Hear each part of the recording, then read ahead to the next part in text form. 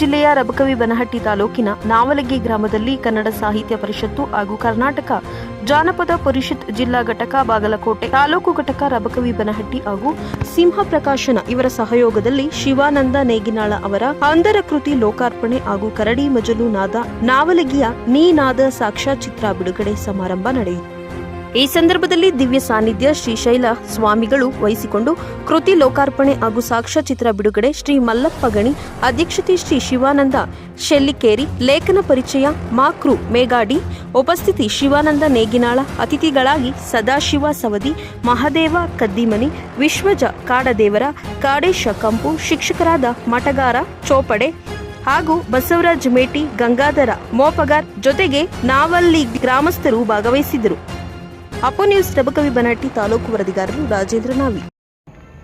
ನಂತರ ಬರ್ತಲ್ಲ ವಚನಕ್ಕೆ ಬದ್ಧರಾಗಿ ಅವ್ರು ಏನೇ ಇಲ್ಲ, ಒಳ್ಳೆ ಕೆಲಸದಲ್ಲಿ ಕೆಟ್ಟ ಕೆಲಸಕ್ಕಿರಲಿ ವಚನ ಕೊಟ್ಟಂದ್ರೆ ಈ ನಾವಲಿ ಜನತೆ ಎಂದೂ ತಪ್ಪಿಲ್ಲ ಅನ್ನೋದು ನನ್ನ ಅನುಭವ.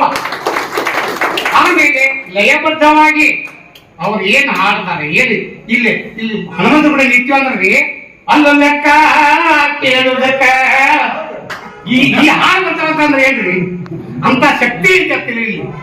ಕಟ್ಟಿ ಪತ್ರಿ ಕರೆಯೋದು ಸಿಗನ್ನತ್ತ ಸಿಗನ್ನತ್ತ ಓತಾಯ ಇದು ಭಾಷೆ ಆಗ್ತದೆ. ಇವೆಲ್ಲ ಬರ್ತಾವಂದ್ರೆ ನಾವು ನಿತ್ಯವಿಲ್ಲ ಅದ್ರ ಶಕ್ತಿ.